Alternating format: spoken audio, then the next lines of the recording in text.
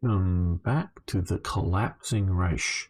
Well, this is Gamer1745 with my continuing playthrough of Hearts of Iron 3's Black Ice 10.41, I believe. Was recently asked for a link for it, and I did give a link to the 10.4 something. But the latest is 10.52, I believe, if you want to get the latest version, and I would recommend that. But we're continuing this, playing as Germany, and this has been my, testing playthrough of what the hell is B-Ice like now, because I'm needing to mod it. But, so we are in a bad situation. I do not know what to do here. It's ultimately supplies are our problem. I would say manpower is a second one. But what am I going to do? Well, I've ordered our main fleet with not enough support vessels because they've been destroyed over the time. Heading here, we are building a little more destroyers, which will be useful December. We catch up. Over to here, and what we're going to do is we're going to pick up a bunch of these forces, and instead of another attempt at invading down here, we may still try that someday with some of these forces. I don't know. They're going to go in and reinforce up here. We're going to pick these guys up here, and we're going to send them over to Persia, to one of these ports, to keep Persia in the war. Don't know if we can keep holding here or fall back, to something more like down here. Don't know. And try to keep Persia in on here. So that is what we are doing with that operation. We have successfully driven the Allies out of the Netherlands. We are being pushed back province by province here. We can just see that they are, we can just see here that they are coming in. Okay, well, this isn't so bad. I would just see it's a lot worse, but maybe more units joining the fight here. Like lack of supplies here, lack of supplies here. So we just can't get any organization to be able to stop the push. Ooh, that does.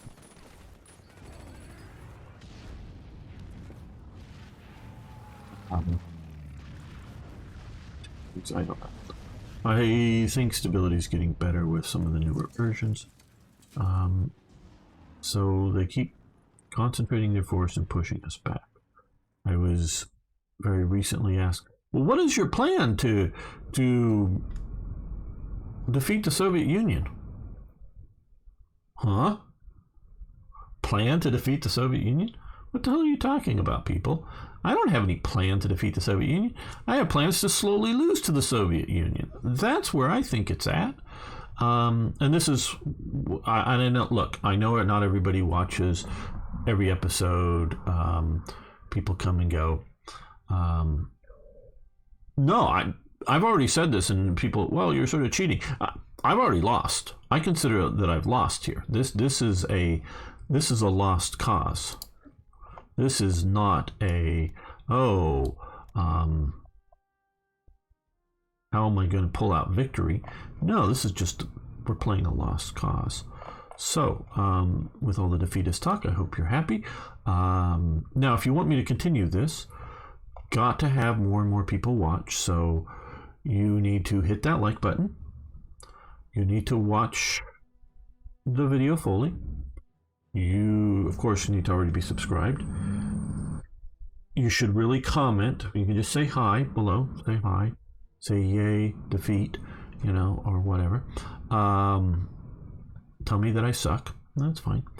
Preferably if you actually mean it. Tell me why I suck. I just want to learn things. Yeah, this isn't going well. I just started this. I'm going to... Oh, shit. Oh, shit. Oh, shit. Okay. This is going badly already. This. I'm not going to read. I'm going to quit. Yes, screen going black.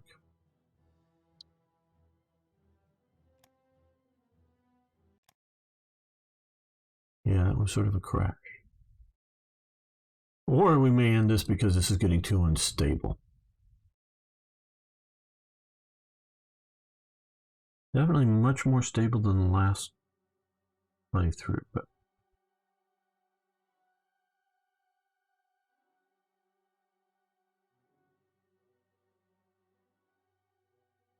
I did. But still, yes, we're here. It's just black of those people that are starting to show up. Thought I'd be able to get farther.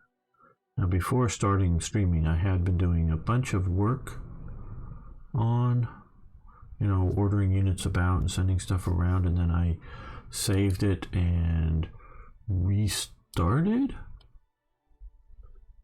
And I thought that would have been, but that's without recording it and recording and broadcasting at the same time, which are two different operations here. Take up more resources, so makes things less stable.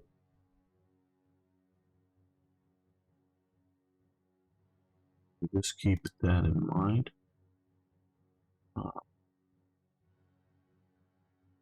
For your possible playthroughs. Okay, so we're back here. Now, so the exciting bit is that we are seeing if we can defeat the Americans here. So let's block a little bit.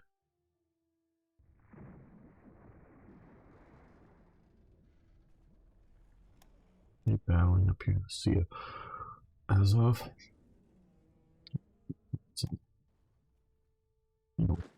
Reading back from here. They're pushing here. They're pushing here now.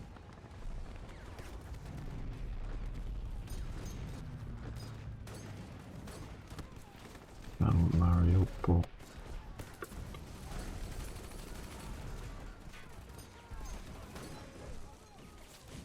After these guys, yeah.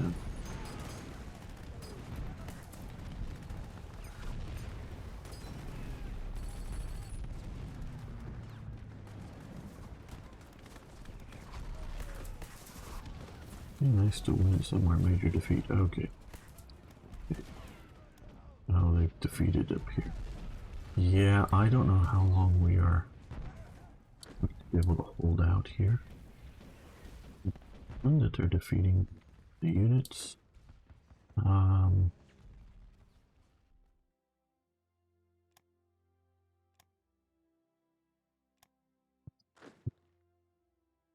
Here's another rebuilding. We have the fleet coming back around to the set, and then we may land a few more forces there. Oh, that's probably Arno showing up.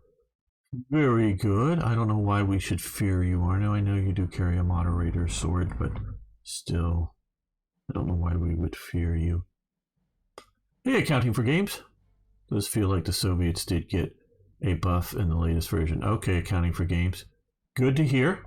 I'm still counting for games is another YouTuber and tester. I can't quite tell what drew it in. Is another YouTuber and one of the sort of in-house testers for the Black Ice crew, and he is on my list for a multiplayer game. Now, when will that multiplayer game happen? Well, after I get TRE ready and released, and I think it's stable enough, not just TRE, but the whole thing stable enough to do. And I'm going to have him help me set this whole thing up. And we'll create a huge multiplayer. Well, I'm hoping like 6 players, 3 allies, 3 tester, though I would say that loosely. Well, beta test or something, but however you want to. He looks at some of the earlier stuff at least, and than I do. Partially, I don't want to look at too early of stuff because I want to wait till it's released and then look at it in the light of what I'm going to mod.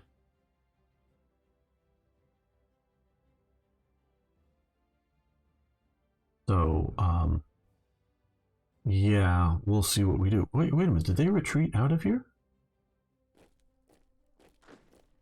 Well, then I'm going to reoccupy this city.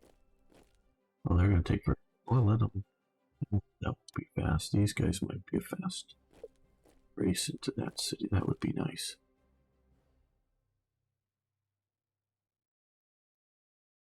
Yeah, check out his channel. Counting for games.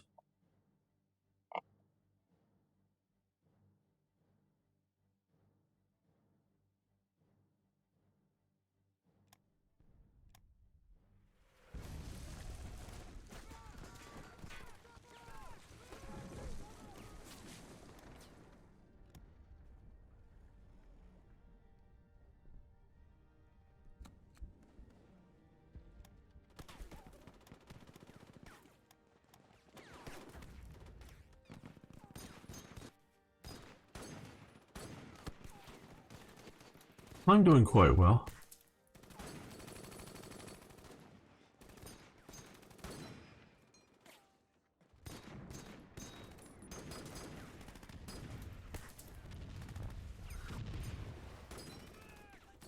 Well, thank you, but yeah, no, I like to shout out other people.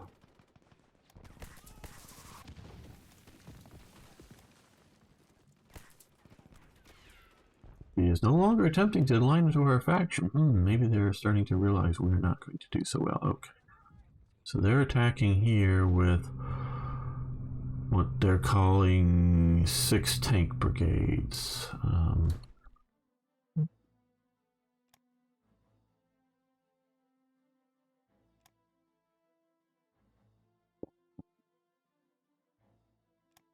Probing to see if they think they can get me.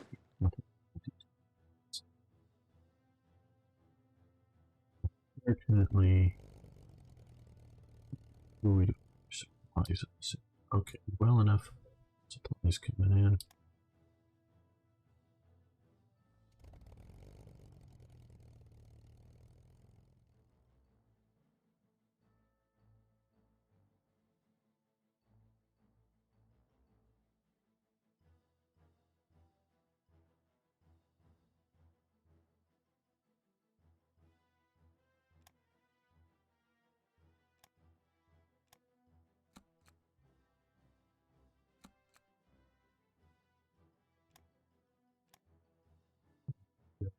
Yeah.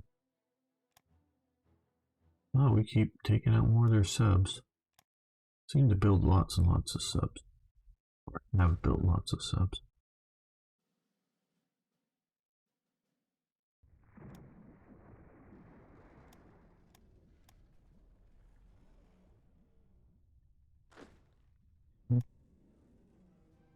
Very low forces.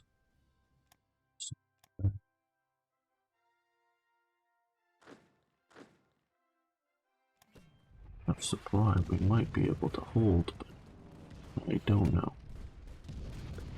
What are we doing here with the Americans?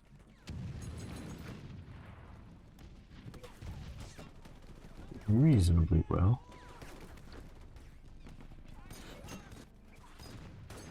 All HQ city. Okay, that's fine. Pushing here, hopefully to the east before they get too heavily reinforced. Because the AI should bring in forces into the ports. Hey, Timothy! How's the drive west going? Well, for the Soviets, pretty good. They're pushing west. We're doing okay. Our westward push here has pushed them out, and we're pushing here now west.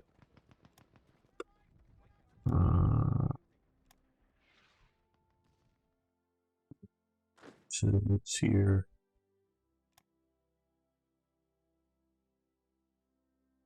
Just not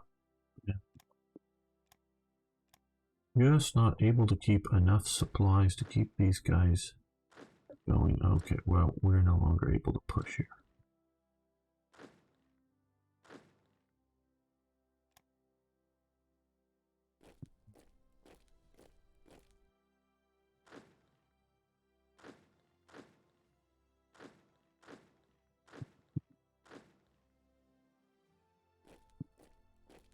We don't want to be cut off here.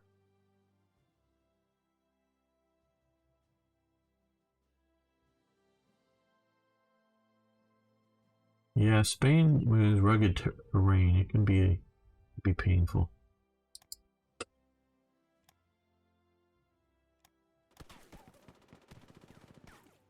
Red ground.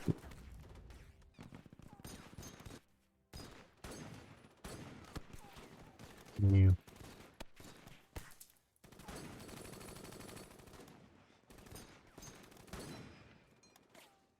Putting this back here now.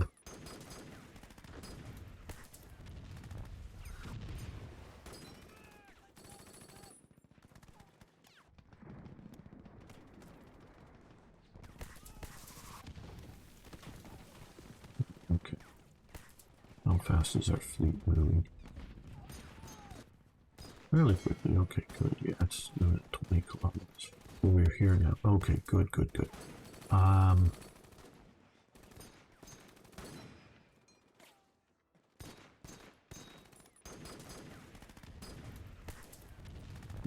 The city.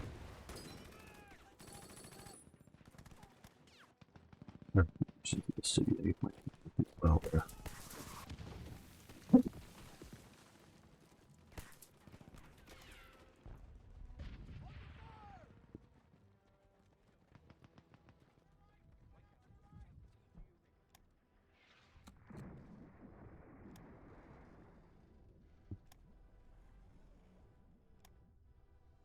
Step by step, I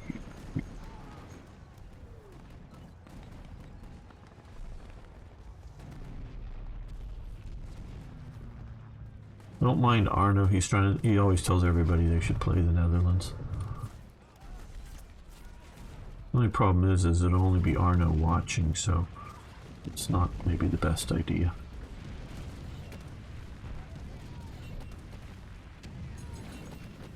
I mean, he would watch it. It's not that he wants you to play something that he wouldn't watch. He would watch, for sure.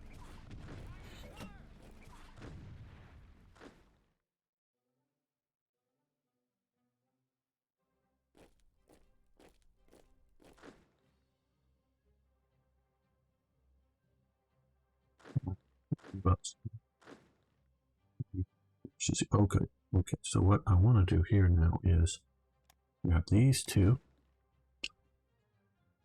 and add them to the off group there.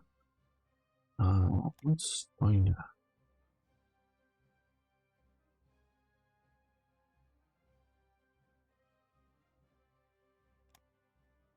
so let's put them on these Romanians and push down to there. Hey Hoffman, how you doing today? Turkey or Romania? Yeah, I mean, it's not, you know, a bit of realism here. There's a lot of interesting countries to play. I just find some countries get more viewers than others. So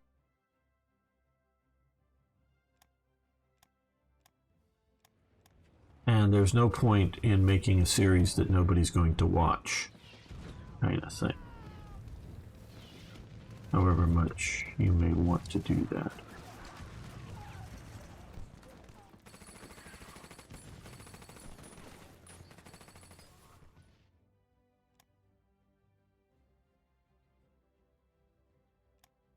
Good to hear that you're doing well. I mean, I'm doing fine. My forces are doing abysmally, but I'm doing fine.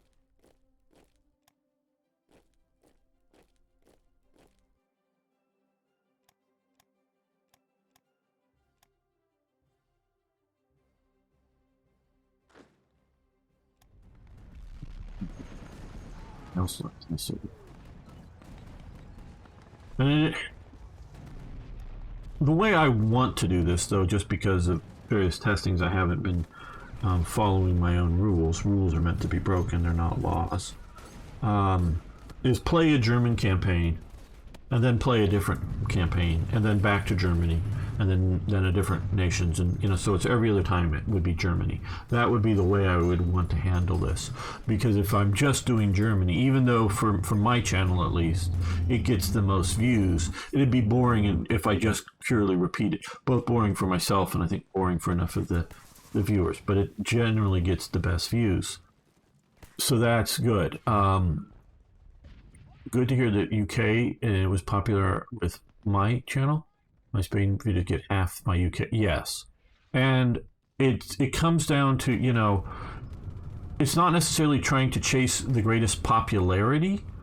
But,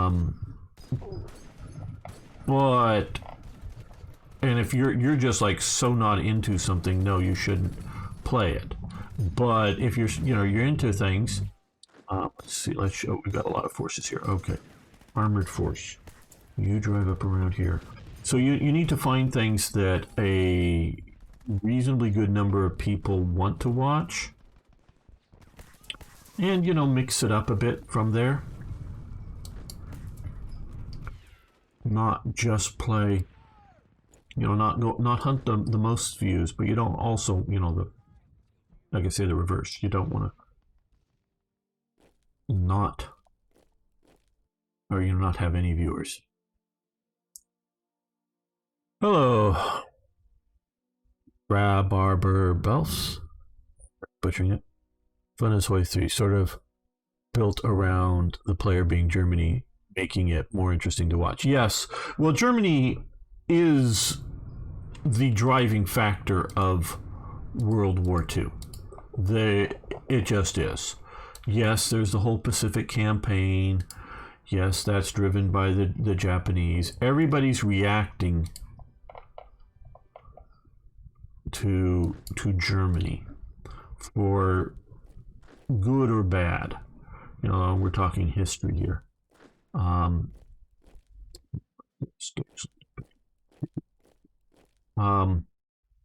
So everybody's reacting to Germany. Eventually, of course, Germany does get pushed into a position of reaction. They're losing the war. So I played some of these campaigns that end up being fairly long, like this one. This was meant to just be testing for a while. At that time, the newest Black Ice. But one just was going to be a short filler campaign, and I really kicked myself for not having TRE as part of it, is my Italian campaign, because TRE actually adds a lot to Italy that most players don't see, just because it's stuff for Italy that you don't notice because you're playing as Germany. And as a human player, I was able to do a lot with Italy in dealing with the Mediterranean, coming down into Africa. But once I got to fighting the Soviets, nothing that Italian that I had. Now, yeah, I could have tried to buy licenses from Germany or whatever and build some heavy anti-air units or whatever. You can tell me what maybe I could get from Germany, but as building as Italy, I could not build anything that could stand up to the Soviets. And whenever I took a province, it was often like in a joint attack with the Germans, but if it was under Italian control, the Germans would immediately retreat from that. The German AI would retreat from that province, and I couldn't hold it from any counterattacks. So I was purely at best a helper to Germany on the Soviet Union. So yeah, you're limited. I could not. Maybe somebody's better than me. I don't know. And like I say, if you do license building heavy AA from Germany or whatever, but I could not fight, and defeat the Soviet Union or contribute heavily to that. So you become an adjunct player and whatnot. So it all depends, on what you want to do. And so when I played as Japan, I stayed away from invading the Soviet Union, and I was able to defeat the American Navy and conquer, Australia and India and all that, but that again limited. I couldn't. America was too strong at home. I couldn't invade, the American continent. And so, yeah, regionally you can pick it up. But as Germany, you have the potential of really driving the whole game. Follow these weren't watched as much as the other stuff on my channel. And yes, accounting for games. I have about 20 plus episodes of Imperator Rome. I stopped posting them. They're made and done. That will actually hurt your channel growth. It's not just, oh, you don't get as much on these videos. It will hurt even the stuff that does well, the YouTube algorithms. So yeah, if you're finding, and another, the Warhammer 40K new game out, I put up 5 videos of it. It was getting, even though there's some of my long-term core viewers that were like, yes, finally, gamers playing Warhammer, cool, because they're big Warhammer fans. Yeah, all 10 of them watched.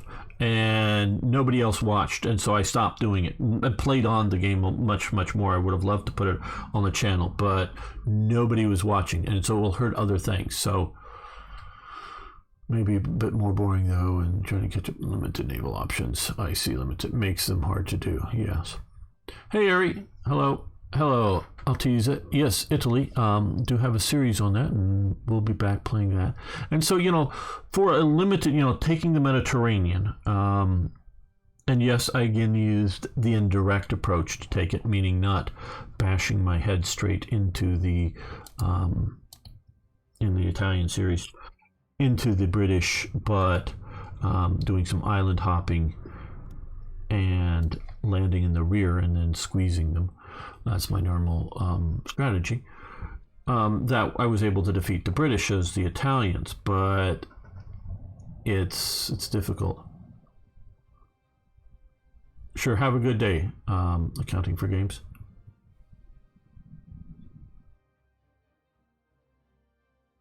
The tyranny of the algorithm. Yes, exactly. Yep, that is part of the problem. So however much we may like a game, or however much, and it's not necessarily that the game does badly on YouTube, because it's the way the algorithm works. The algorithm doesn't appear to, if I do a Warhammer game, if my viewers don't watch it, my core viewers don't watch it, it doesn't recommend it to non-core viewers. But if most of my core viewers want to watch me play World War II, and only a small percentage of them want to watch me play Warhammer, it'll get very few views. So the algorithm will go, this must be junk content, let's not show it to anybody else.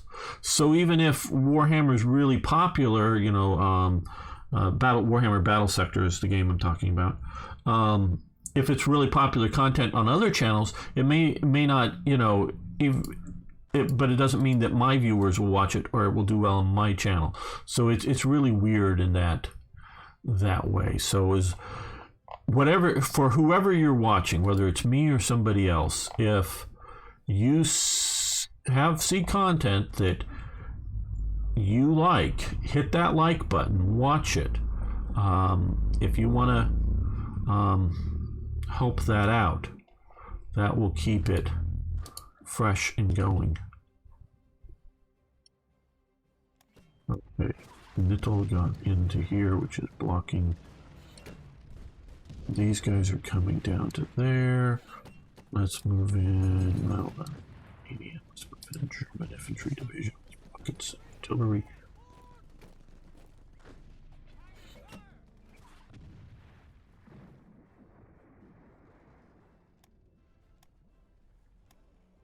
Nope, we lost a sub up here.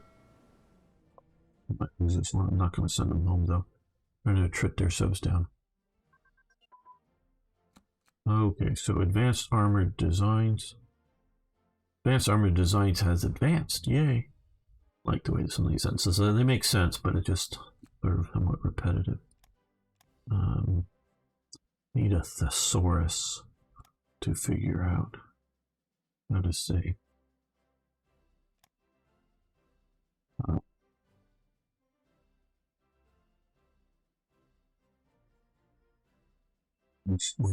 Good word to use other than advanced. Okay, we'll do that.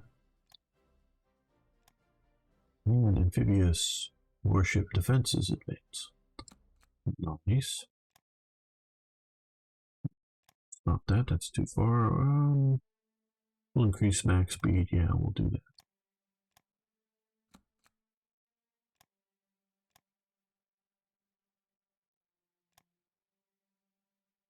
And anybody watching on YouTube, you can hit the like button live or late as well now, and it does help to potentially draw in more people here.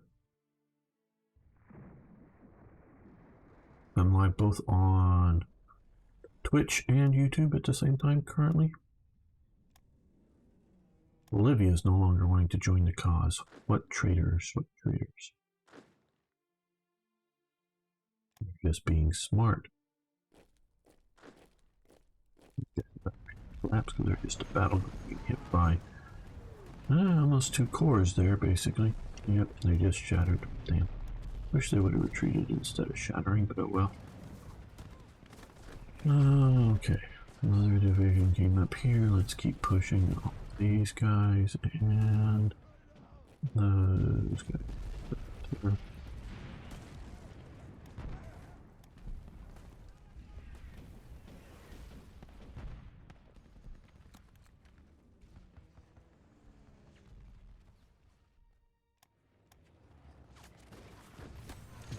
Get it in before the collapse, but still those will be.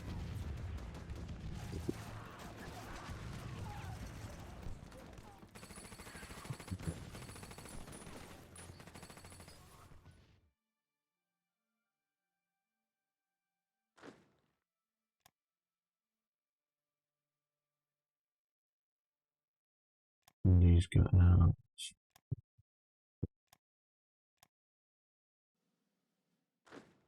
into the front lines. The forwards back. Okay, our main fleet has arrived. So that means we need to put on some forces that are going to where is the wrong? Let's get some.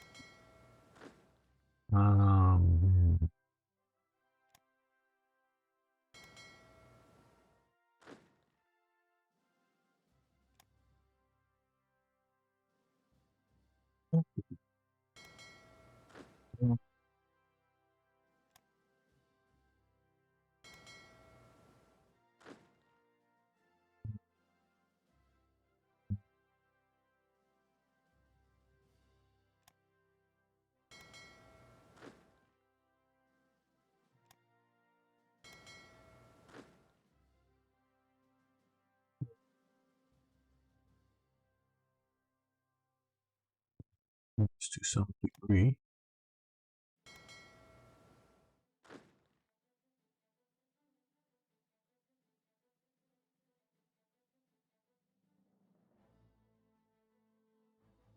No. We've got all the good units, so let's throw in a couple of these garrison forces. They can hold the rear of some line, maybe. Okay, that's probably pretty good. Bunch of forces now. Well, at least come to here. Rebase. As fast as you can.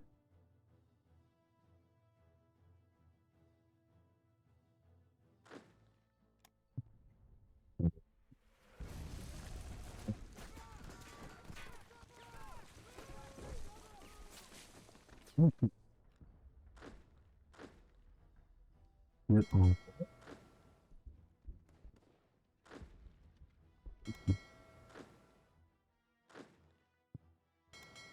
Scattered remnant forces back up there, but I don't really have much else to send. Go to here. Rebase. But I can have Finland in the war as long as possible. That keeps units away from pushing towards Berlin.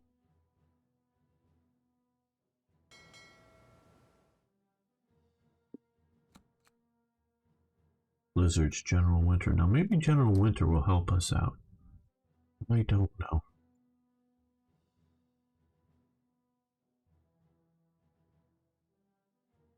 Water flow supply units, yes.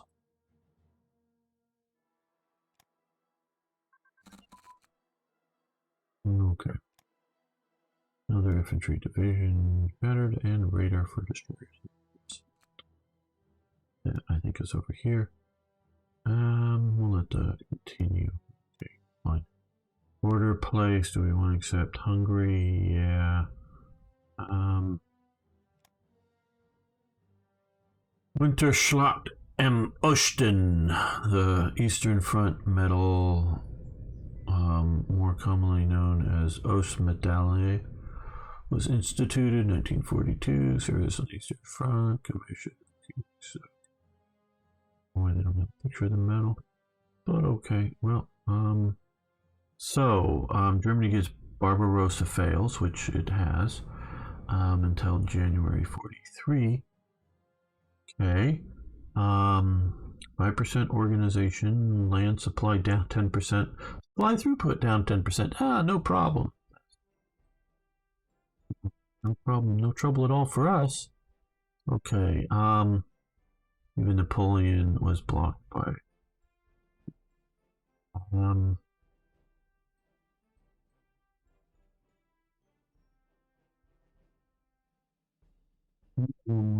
These are doubled up. Harsh winter. Russian easy winter. Okay.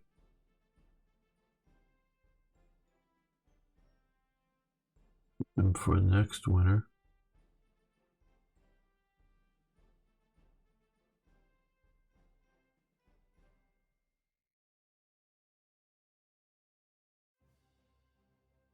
So we could let them suffer. Combat movement, attack reinforcement, organization regain, land supply really sucks.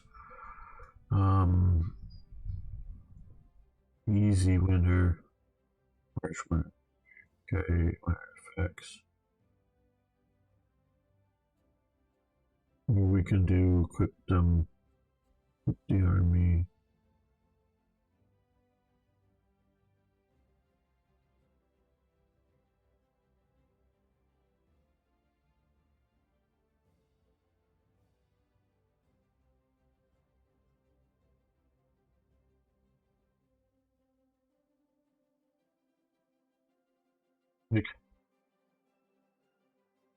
This one is consumer goods during wintertime plus 20% combat movement.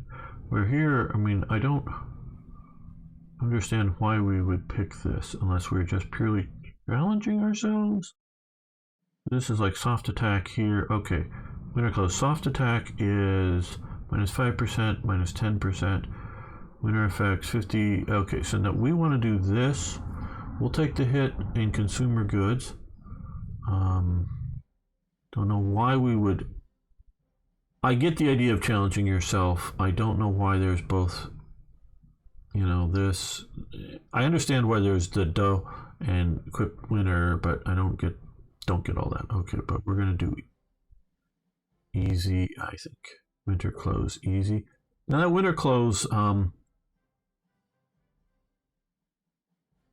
okay, we can talk about this in a moment. I think. Early October, the Legion was incorporated into the Harris Infantry Battalion. Okay, some volunteers. Yes, we'll take another Commerce Raider Expander Automotive Factories. Great. So we get a Stargrad. Oh, God. Where the hell is Stargrad? Anybody know where Stargrad is by any chance? Something that's gonna. Are we? What I'm wondering is, are we building?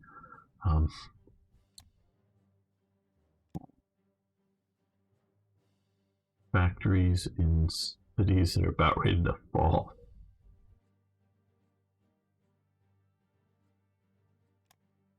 Okay. Stargard. Bander shipyards. And Memel. Okay, well, at least we know Memel. That's right here. That ain't so bad.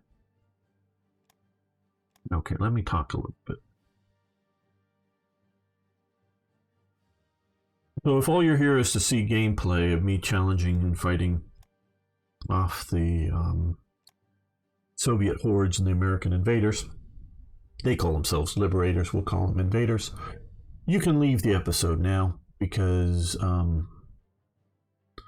we're going to pick up playing at the start of next episode, so no more playing this episode. So just me going to talk for, oh, interestingly, but we're just going to talk. Right. Just to go, there was, and I don't know about before because God, there's so much to know about history. I am only scratching the surface of history, but I've dug fairly deep into the history of the Third Reich. By the time the Nazis were established, they were doing winter help. They would go around, and this is more common, I know, in Britain than in America, because I remember when I was living there, they would do this. People would go around with cans that had some sort of logos on them, or sort of things like we might think of as water bottles, maybe I should say, but or something like that. And that, I don't know how well sealed they were, but they were fairly sealed up. But they had a slot to put in coins or to put in paper money. And they go around and shake these things and solicit money for, help the needy, help people in Africa or whatever it might be, different causes. And you were presuming, and maybe this is just my cynicism, but because I know I wouldn't give anybody these type of things in New York City. Too many scammers. But probably these weren't. Probably most of the money ended up in the charities. I don't know if these people were paid, or if these were true volunteers. But they spent a lot of time. People would go around and collect money, and sort of publicly, hey, donate to this, shake the can, go from person to person, and not necessarily. In Britain is what I'm talking about experience. Not necessarily treat bad or say bad things about them, but, sort of public shaming and, going up to people and putting a donation can in front of their face and making them sort of wave you off to, have them go on to the next person, sort of aggressively. In America, around Christmas time, the Salvation Army and some of the other people will have people that are dressed up somewhat like Santa Claus or in their Salvation Army uniforms stand there with a kettle on a tripod and ring a bell to the Christmas shoppers going by to try to get them to donate, but a lot less aggressive, I would say. So just giving some of my experience and explanation of what I saw when I was in Britain in years past. Well, they had, before the war starts, they had a whole winter help campaign that they would do every winter. And it was very much supported by the Nazi Party. A lot of the fundraising, again, people going around with cans, with slots in them, were the Hitler Youth collecting money. And for winter relief, or winter health works, or whatever it was said, however you would pronounce it in German. Maybe I don't wish to have Niagara or some of my other German viewers watching how badly I pronounce some of these things. And they would go around and collect money for relief of people in winter, because that is the harsh time in Germany. People who don't have, afford heating or need warm food or whatever. So this was already going on. I'm sort of setting the stage here. Right. Well, we did start this invasion a year late from history, so things are starting a year late. But the winter of 1941 through to 1942, December 1941, to give you that, was actually my understanding from what we know of it. It was a particularly harsh winter in Russia. For the Russians, it wasn't. It was harder than a normal winter. At least that's my understanding. And the Germans were caught woefully unprepared for this winter. Winter effects were really bad. And I say that they're caught unprepared, meaning basically all German soldiers had a great coat, meaning some people might call it a trench coat, but it not maybe technically. Well, that's sort of the sort of term that the Americans got in from World War I, wearing a long coat in the trenches, kind of thing. And they're moderately heavy, but they're meant for, and I don't know how much I should say because I haven't wandered around, but they're meant for short-term exposure of winter conditions in places like Germany. Short-term, notice what I said there, and summer wear, because hey, at night it can get sort of cold. Soldiers are outdoors at night. They're not always getting to, get in a, I don't. Americans were the ones with the sleeping bags, but get into blankets and sleep somewhere. They're often doing night marches and trying to wrap a blanket around yourself if you don't know how to. Most soldiers don't know how to wrap a blanket around themselves. They're not taught that. They don't know how to do it. There are ways to do it, but to keep warm at night as you're marching or you're standing guard duty or whatever else. But this is summer, spring, fall, night times, which is cold, but wearing a great coat over your uniform coat, which is over your shirt, which is over your undershirt. So they would have like an undershirt, like a white collared type shirt, or a beige, can vary in the various armies. So an undershirt, a white like cotton shirt, then your wool coat, then your great coat. See the layers here. And that's good enough for a lot of seasons. But for Russia, that's like spring, summer, fall when it's cold. That isn't Russian winter clothes. Okay, so Germany goes out and fights this war with the Soviet Union. They plan on kicking the door in. This is sort of like Hitler's quote, kick the door in and the house of cards will fall down. And paraphrasing, I'm sure I'm getting it somewhat wrong, but that was sort of the sentiment a lot of people had. This is after the victory in France. So you may go, well, of course, that's what they thought, so why prepare for combat in winter? Well, see, this is what I haven't invested. I mean, I've read a bunch of books, but I haven't specifically investigated this, and I really wish I could. If I would, there are several things I would ask, but one of the practical things I would try to ask somebody fairly up in the Wehrmacht, because it's not just the army, but the army primarily. Why didn't you prepare for the Russian winter conditions? Because my understanding is they weren't even prepared for standard Russian winter conditions. And don't tell me that, well, they hadn't been in winter, they don't know how bad it was.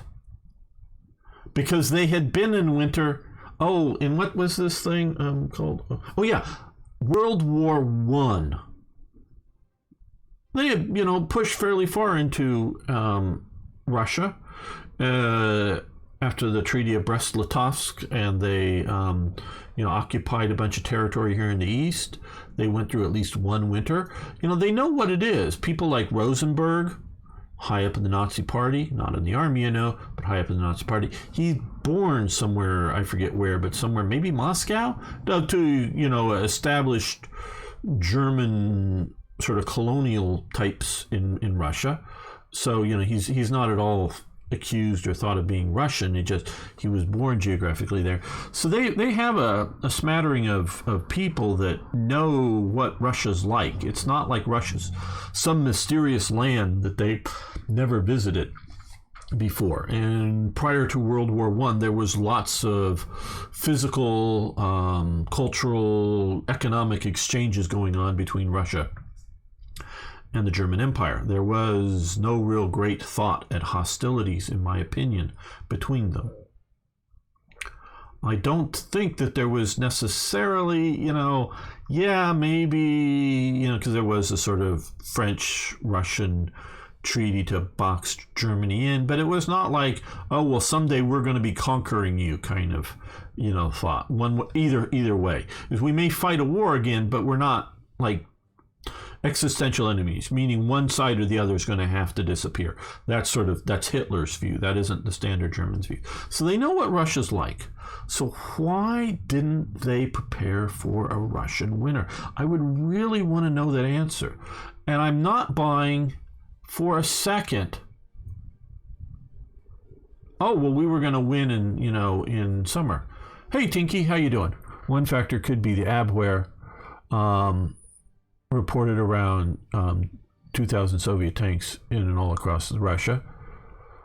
To be fair, we're prepared for winter according to some of the books I've read, but due to numerous logistical issues, they weren't in place as a priority, winter coats and all. Hi, Max. Chia, that very well may be. Oh, well, they failed very hard, Tinky, the Abwehr. Oh, yeah. Everybody failed on the size and scope of Russia. That, not just the Abwehr, everybody. Nobody understood what was going on. That's a different matter. Okay. Now, Max may have the point there, but I'll get to some of this stuff here. They very well may have thought, to my understanding, most of the German winter sort of clothing options, not entirely, was mostly around adding an additional pair or two of long underwear to their outfits and putting on things like gloves and not going too much harsher than that. Too much more wintry. Just adding some more long underwear to the outfit mostly. Could be wrong about that. I'm definitely not the greatest expert on it. But what happens? Okay, now I'll get back to the point. But okay, so what happens, and this is sort of goes to Max's point, that they were prepared, but back in Germany, and that they had just logistical issues getting them to the front lines. That very well may happen. Very well may have happened. But where I don't really buy this entirely is that first winter, you get a huge propaganda effort on getting donations of clothing. It really rolls into the and this is why I sort of started with this, the winter help effort. It's called like winter health, HELF or something in German. The winter help campaign that normally happen in winter, but they really drive for donations of clothing, particularly clothing that has furs that they're intending to remanufacture rapidly to get to the troops. Now, maybe it's all a staged affair by Goebbels to rally popular support for the war. That could be. I don't have any direct evidence of that, but it could be. I don't think so.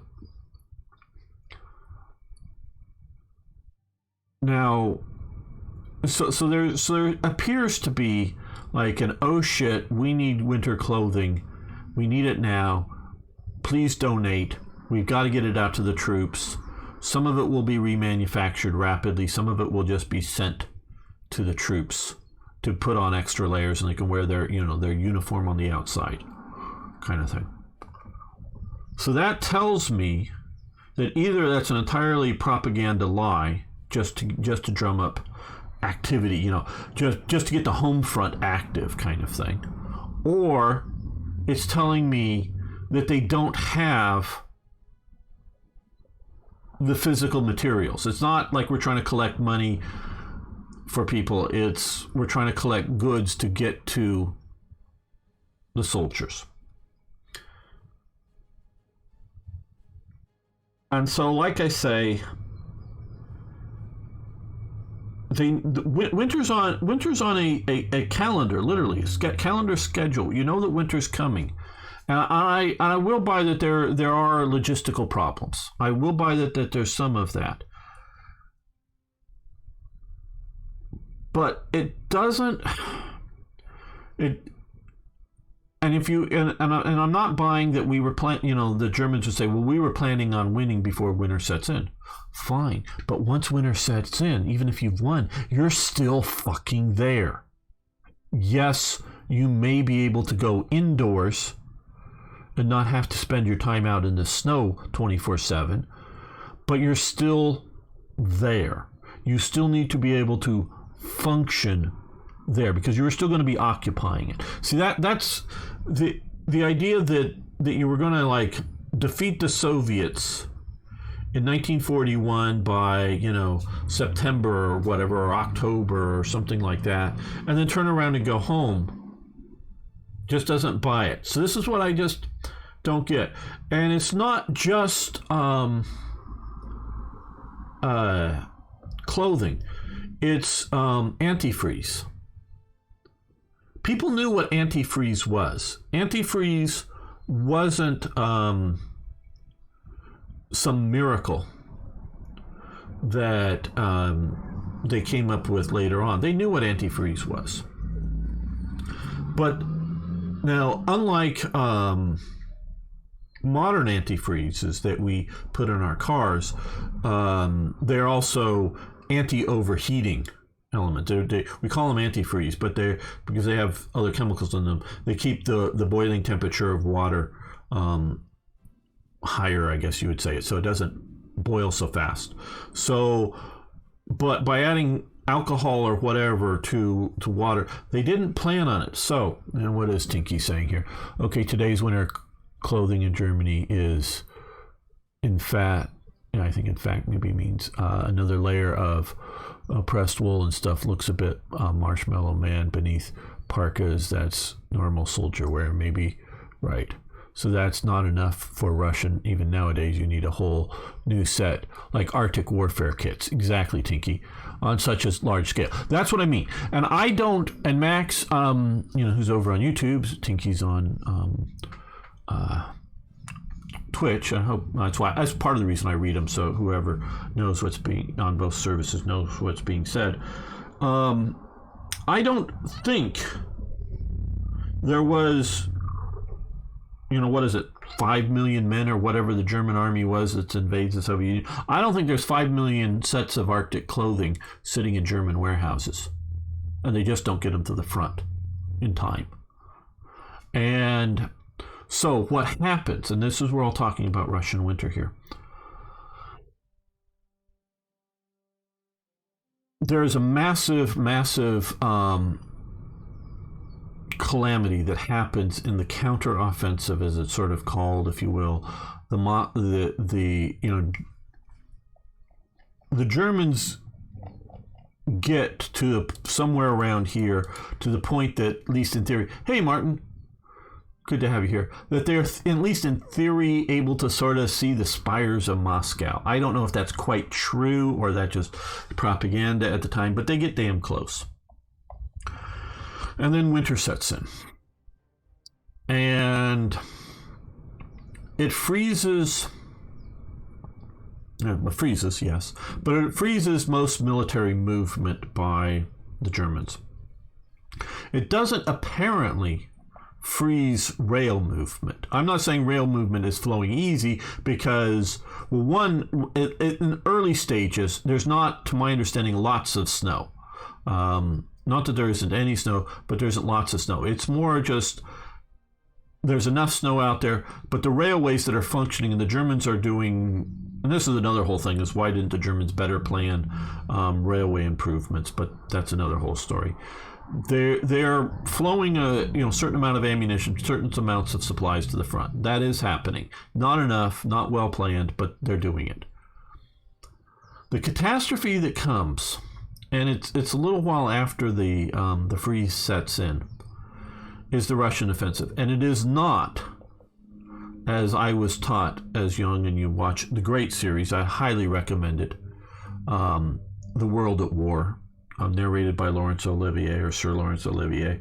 Great series, but we know more than they knew back then, including particularly the ultra secret wasn't known. But still, it's a great series. I'm doing very good, Martin. Thank you.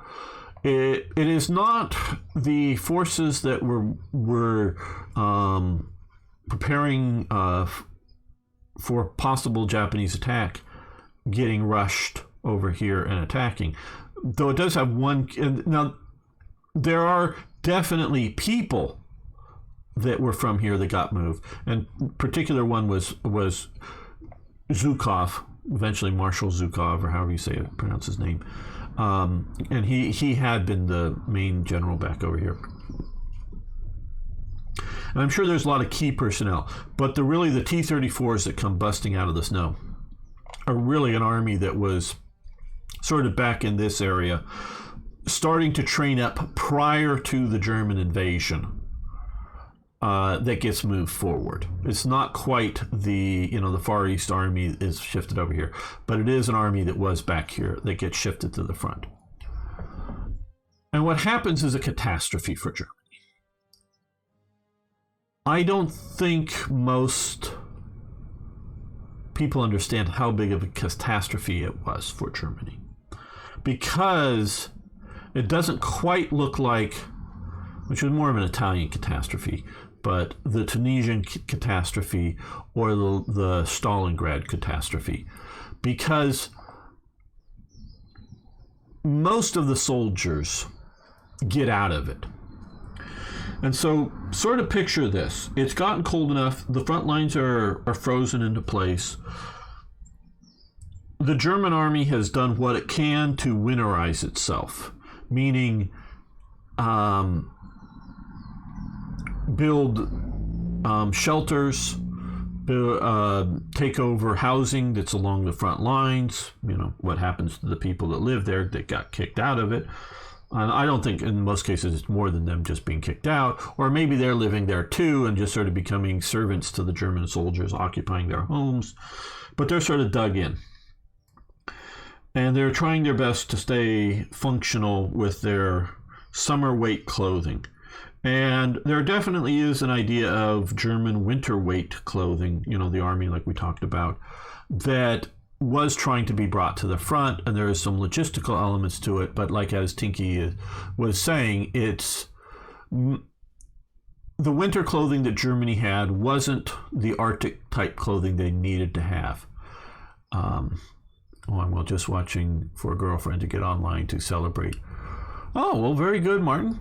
Got a girlfriend for 1 month. Very good. Hope it lasts. Unless she's crazy, then I hope you get out before it goes too bad. But either way, if she's a good one, I hope it lasts and I hope it goes well. So they're trying to, stay out of the weather. And they also, this is another part of the element, is they've stabled up their horses. And are part of what the trains are running around are trying to keep horse feed. Because remember, the German army moves primarily by rails and horses. And it's the combination. It's rails and horses. That's how the German army moves. It is only the very limited sort of panzer and motorized divisions that move by internal combustion engine, the trucks. Everybody else moves by horses and rails, because their food is initially, or ammunition or whatever, is moved by rails to a railhead, and then from there by horses to the front line, however far that is. Now, probably most divisions had a few Kubelwagons. They had a few trucks, but the division doesn't move around all of its, the field kitchens are towed by horses for the most part. The companies have company wagons or platoon wagons. It's mostly, most of the logistics is horses with sort of emergency logistics and a few reconnaissance jeeps and the division commander, and he has a Kubelwagen, and you get the sort of picture. There's a few trucks and Kubelwagens in every division, probably. I can't swear to every division, but they're around, and there's a fairly well. Good, you're very similar. Very good. Does she play Hearts of Iron? And, do you guys fight over who gets to play as Germany when you battle each other? Sort of a joke, because I wouldn't expect so. I know Tinky's here, but that's a rare one. And hey, thanks for following. So, it's mostly horses. But they've had to stable up these horses because these are German horses, not Russian horses. And horses get sort of it's a combination of breeding and previous experience in the horse's life as to how thick the winter coat will be. Okay, horses that live in Southern California in the warm won't grow a thick winter coat. If you take them to a wintry place like Montana and they have stables, they'll do okay. And as the next year sort of starts rolling around, they might do a little bit better winter coat. And then like the third year, they'll do a very good winter coat because they'll have got acclimatized to that they need to grow a winter coat. It doesn't just happen. And so the German horses won't have had Russian winter coats, how thick their coats will be. So they're stabilized. So the catastrophe that what happens is not that the German armed forces are destroyed, is they don't have any antifreeze in their trucks, their tanks, their Kubelwagens. Their horses are not acclimatized to Russian winters. And so when this counteroffensive happens, the Germans lose so much equipment and so many horses too. So many horses get pulled out of their stabling, their winter stabling, and are used to death to withdraw. And so it cripples. So we don't play, but I would if we had a PC. We rarely argue about anything. Well, very good, Martin. Very good to hear. I'm just teasing a bit. I hope you understand. I do wish everything well for you. So the horse numbers are devastated. It's not like all the horses die, but so many of them do. And there's actually the Soviets capture a bunch of Panzer IIIs. I think mostly in the winter counteroffensive, and most of them, I think, they captured just because the Germans abandoned them. I don't know how much of an attempt they do to try to wreck them, but they're just sort of abandoned. I think because the engine's frozen up, and there's a bunch of angry Russians coming at us. We're out of here, and they leave them. And so much so that the Soviets get them, and they go, we've got all these Panzer IIIs. Well, a lot of them have 37 millimeter guns on them still. Some of them have on the sort of shorter 50 millimeter guns. The Soviets don't really like these guns. They don't produce ammunition for them, though they probably captured fairly large numbers of supplies of them, just because in the fleeing. So the Soviets pull the turrets off and stick they sort of create tall stugs, if you will, with them. And I it's probably less than 100 of them that they do this to, but it's enough that there's a whole class of vehicles of them that they get. Well, hope you can get a good computer sometime, and they're getting expensive. I know that, Martin. Wish you well on that quest. So they capture so much equipment. So particularly these Panzer IIIs, they turn them into, and they mount 76 millimeter guns on them. Well, eventually the Germans capture or recapture, however you want to say it, one or two of these vehicles, and they stick German cupolas on top of them as sort of standard, and use them against the Soviets. Still mounting the Soviet guns. So these get captured by the Soviets, reworked by the Soviets, and then get captured by the Germans, get reworked, and then sent back for this to fight the Soviets. But so the Germans have a devastating loss here. Their horses are gutted, numbers. Their vehicles are gutted. So much artillery, other equipment is just left behind. And so you get units that are still, they're not just panicking soldiers. Well, they are in some cases, but it's not just necessarily like a huge panicking soldiers fleeing for their lives. These are still coherent military units, but they've had to abandon so much equipment. Now, the only saving grace is that a lot of the equipment that they abandon is equipment that is becoming less and less useful. Now, that's sort of like trying to find what's good about this turd on the floor, that it doesn't smell too bad. It's still a turd on the floor, because if you're abandoning like 37 millimeter anti-tank guns, and what you really need are like 50 millimeter and 75 millimeter anti-tank guns, well, yeah, you're going to get them replaced, but still, you would rather, if nothing else, you would rather send those old anti-tank guns back to be scrapped, to reuse the steel. So it's not like it's really good, but just sort of, that's the only thing. Didn't some die? Oh, absolutely. A lot of them died of frostbite. A lot of them lost toes and other things. No, it is a catastrophe. It just isn't like units, for the most part. It isn't like, the Stalingrad, in which all those units are just gone. They reconstitute them just by, we had a depot company back in Germany of the, let's say, 5th Panzer Division or some number.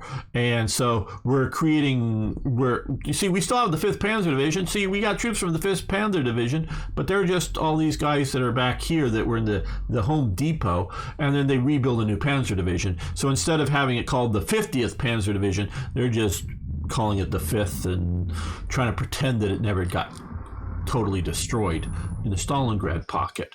And there are some pockets that are smaller that do. So this is a catastrophe that happens, that the Soviets were able to do. The Soviets, are, it's to the point to get the vehicles to run, they have to set fires under the engines of the vehicles, not only to unfreeze the water. Oh, and part of the problem is that if you let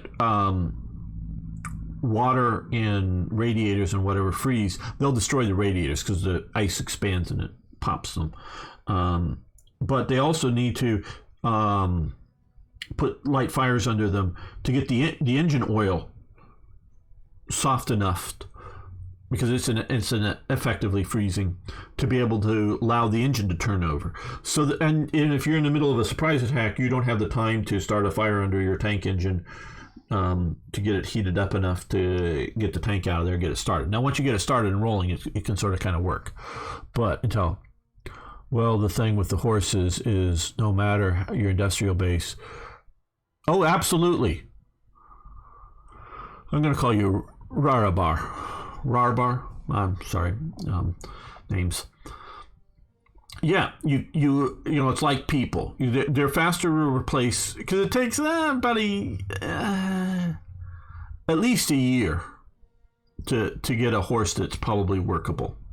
More likely 2 years to get good replacement horses. So you can't just turn them on and run them factory, pump them out. So you've destroyed a major element of your transportation element, and I'm sure there's a lot of horses that make it out, but there's so many that don't. And so this is just a catastrophe. And so this is why first, don't plan on hopes.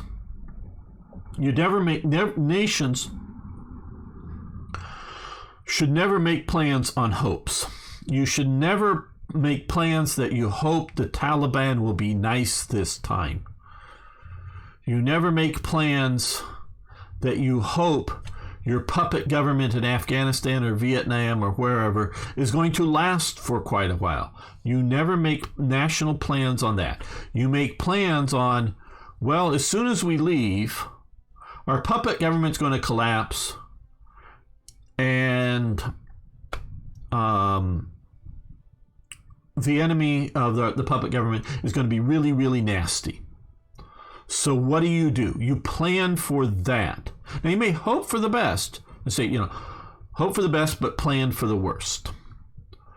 And so why, why didn't they have a better antifreeze solution? Now, and you may tell me, and it is true that especially in some deep hearts of Russia, that it can get so cold that it's even too cold for any antifreeze, so they keep the vehicles that they plan on using in the winter inside so they can heat them up at first and then turn them on and get them on and running, which generates enough heat, and then they go out and drive them around. But then and if they go somewhere and stop somewhere, they leave the engine running, idling, because if they turn it off too long, it'll just freeze up entirely. Yeah, okay, there are extreme conditions that are just too much, absolutely. But if they were that extreme, the Soviet T-34s wouldn't be rolling. You get the point? Hey, Lawless, good to have you here. So you get the point that if it was too bad that nothing works, then the Soviets couldn't be doing the offensive. But it's not so bad that the Soviet soldiers can't go out and play in the snow 24/7, because you don't just you may stop at night, but you didn't carry a whole log cabin, and there isn't time enough necessarily to make igloos or snow igloos or whatever. You're sleeping out of doors. You may or may not be able. I don't know how you even would set up a tent in the snow. You may be able to. And I'm talking in 1940, which is different than a modern sort of pop-up tent. I don't even know how you would do a tent in the snow. So you're probably sleeping outside in the snow, on your offensive, because you're only sleeping for a few hours. So you're bundled up in your clothing, and that your marching clothing. You're sleeping in that. You're existing in this environment. Your trucks are moving in this environment, even if there's just a few trucks. Your horses, even if there's just a few, they're operating in this environment. And we know there were lots of T-34s and some KV-1s that were part of this counteroffensive, so they were obviously driving around. Right, we know this. So if the Soviets could do this, the Soviets, to the best of my knowledge, had no secret technologies in any of these areas, to the best of my knowledge. They had no secret antifreeze that the Germans didn't know about. They had no, they were just prepared for a Russian winter. The Germans weren't. I can't imagine that if I'm the German High Command and I'm sitting around in 1938, 1939, and there's like some sort of talk that we may go into war with Poland, and that may draw us into war with Russia. And I do sometimes, well, Soviet Union, but war in the East, war in Russia. Not just war with the Soviet Union, but war in the East. That you wouldn't be going, hey, German High Command. Now, you don't have to bother the Fuhrer. None of this has to get to the Fuhrer. This isn't like you got to go talk to Hitler. This is, what are we planning for Russian what are we planning for a campaign if we get into war with the Soviets? What's our plans? Let's draw them up. And then, not where to attack, but winter clothing, antifreeze. What do we do about all these things? And then you get warehouses of clothing. I just don't see enough of this being prepared, and it appears again to me that a lot of this stuff is done preparing for 1942's winter. And they get ready for it. Honestly, the German industry failed the military. Looking at the tank guns alone, the Army requested early as 36. Lubricants may be the least of their problems. Yeah, that's true, Max. But they're different problems. Okay, they're different problems.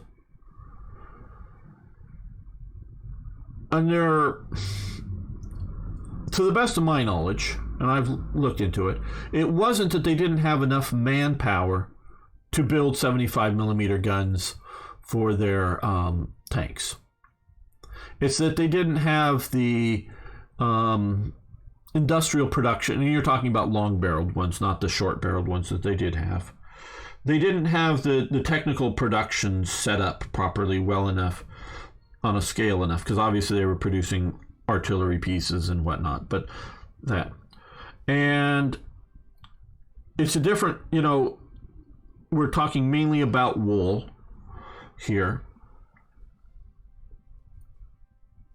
And I don't know how much wool Germany would need to import to make the clothing. And we're talking about leather for boots. It's a different problem. If we were talking about artillery pieces, anti-aircraft artillery pieces versus anti-tank gun artillery pieces, you'd have a much stronger point there, Max.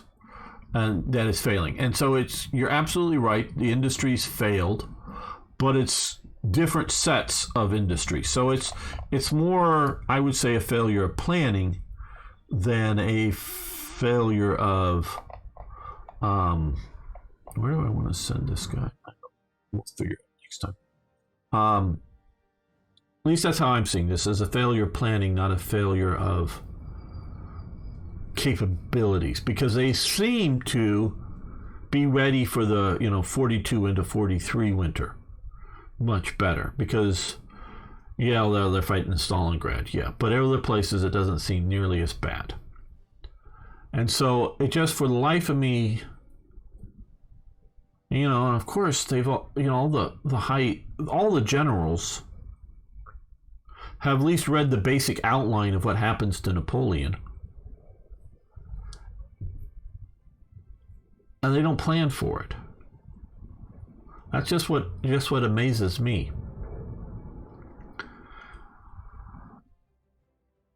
And I just thought of one conspiracy theory, but maybe maybe it was the plan, but they intentionally didn't do it. This is the one thing that maybe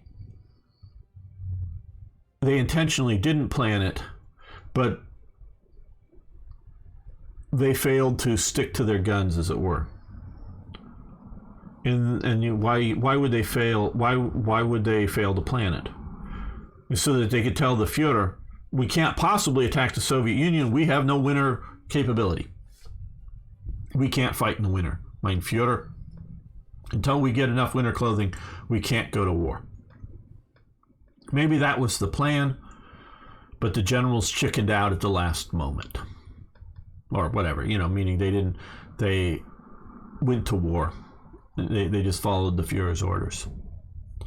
I don't know. Because otherwise, I can't imagine in what world you don't figure that out beforehand. At least that's my view of it all. Okay, well, we're going to end this episode here. It's gone on way too long, but I hope it was fun. Again, thank you all who made it this far. I want to thank Nils, Timothy, Toyjet for your support over on Patreon, but everybody else, just hit that like button. Really do appreciate it. See you next time for even more, more Hearts of Iron.